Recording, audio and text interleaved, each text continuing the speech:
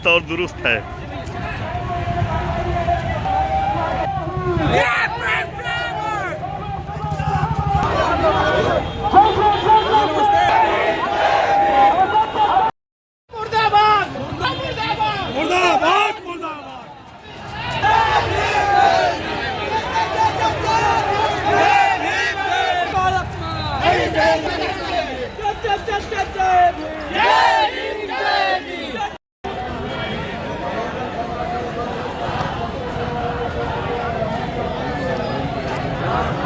भैया क्या हाल बा? ठीक है ये आइए।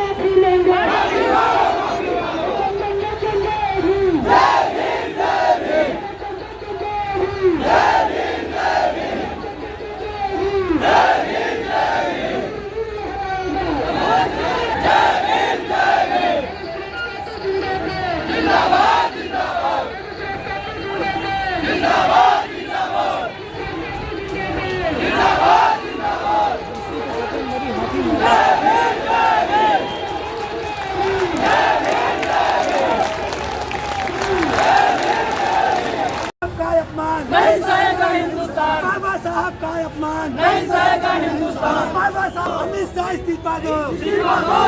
बाबा साहब का अपमान नहीं सहेगा हिंदुस्तान। बाबा साहब का अपमान नहीं सहेगा हिंदुस्तान। बाबा साहब का अपमान नहीं सहेगा हिंदुस्तान। बाबा साहब का अपमान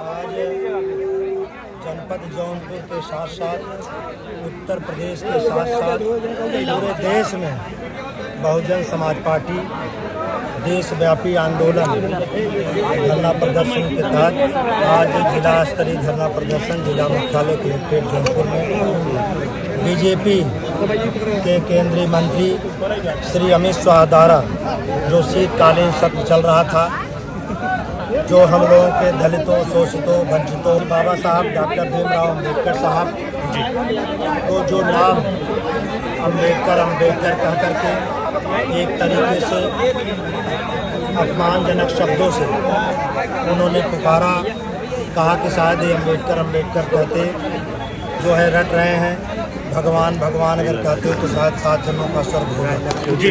ऐसा उन्होंने जो कहा तो हमारे समाज में दलित समाज, शोषित समाज, पीड़ित समाज बहुत ही उद्वेलित है, आक्रोशित है। उनके अंदर आक्रोश व्याप्त हुआ है।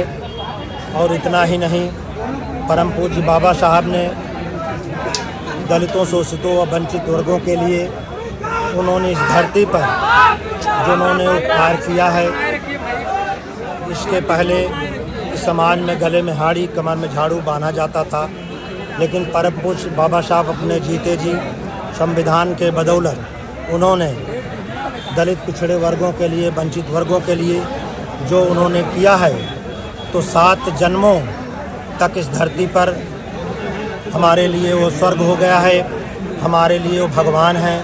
उनसे बड़ा कोई भगवान इस धरती पर नहीं है। इतने बड़े तादाद में लोग आए हैं सर, क्या संकेत दे रहे हैं लोग? इतने बड़े तादाद में आए हैं, संकेत मान्या बहन जी के निर्देश पर यही हुआ है कि भारी तादाद में धरना प्रदर्शन के माध्यम से अपनी संख्या जुटा करके ये दर्शाने का काम करो कि अमित शाह माफ़ी मांगे और इस देश में जो इन लोगों का अन्याय अत्याचार हो रहा है उससे जो केंद्रीय मंत्रिमंडल में गृह मंत्रालय की गृह मंत्री की कुर्सी पर श्री अमित शाह जी बैठे हैं, उनको श्री राष्ट्रपति महोदया जो राष्ट्रभवन में बैठी हैं उनसे गुजारिश है, अपील है, निवेदन है कि उनको उस मंत्रिमंडल से बर्खास्त करें।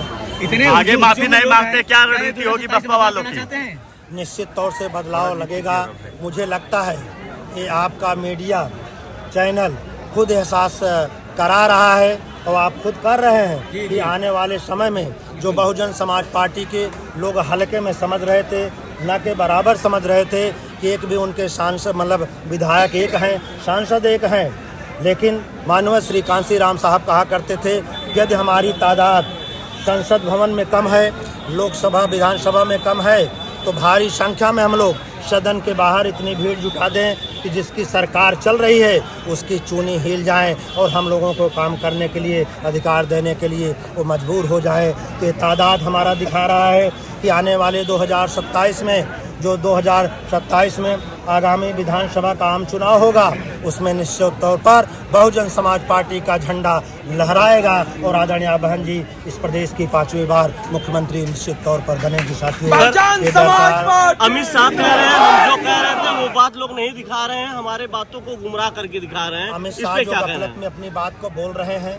कि तोड़ मड़ोड़ कर दिखाया जा रहा है। इसी तरह कांग्रेस पार्टी कभी भी लंबे समय तक इस देश और प्रदेश में राजपाट की और इसके पहले जब बाबा साहब जिंदा थे तब भी उनका पग पग पर अपमान करने का काम किया था और अपने जीते जी जब इस देश को आज़ाद हुए 1950 में पूर्ण रूपेण से हमारा देश आज़ाद हुआ था, 1952 में पहला चुनाव हुआ था, 1952 से 56 के बीच में 2 चुनाव हुआ।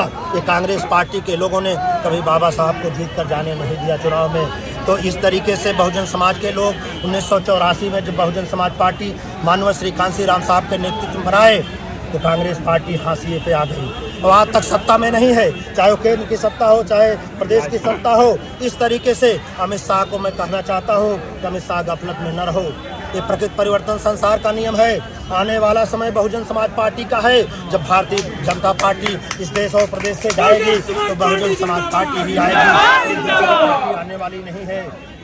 आप देखे होंगे कि भारतीय संविधान को बचाने के नाम पर वोट लिए, पुरानी पेंशन 2022 में जो है बचाने के नाम पर लिए, लेकिन साथियों 21 अगस्त को आप देखे होंगे पूरे भारत देश में जो बंद हुआ था, पूरा भारत देश बंद हुआ था, तो पीडीए के लोग कहीं दिखाई नहीं दिए थे। इक्का दुक्का 2 लाल टोपी आप देखे होंगे, बाकी नहीं दिखाई दिए थे। अगर कोई दिखाई दिया था तो बहुजन समाज पार्टी के लोग दिखाई दिए थे, बहुजन समाज के लोग दिखाई दिए थे। नीला झंडा हाथी निशान दिखाई दिया था, बहन कुमारी मायावती जी दिखाई दी थी और कोई पार्टी वाला नहीं दिखाई दिया था। क्या लगता है आपको, अमित शाह इस्तीफा देंगे कि बर्खास्त होंगे? अमित शाह प्रचंड बहुमत में है जी और वो तड़ी पार है। अच्छा जी, वो तड़ी पार घोषित हुए थे तो वो एक तरीके से खुद जगलर है, उनके ऊपर तमाम मुकदमा खुदे लगा है, वो देश को खुदे है, तो वो इस्तीफा दें या न दें हम अपनी मांग को मांगते रहेंगे। कांशीराम साहब कहा करते थे हमारी सरकार बने या न बने लेकिन ये बहुजन समाज का मिशन मूवमेंट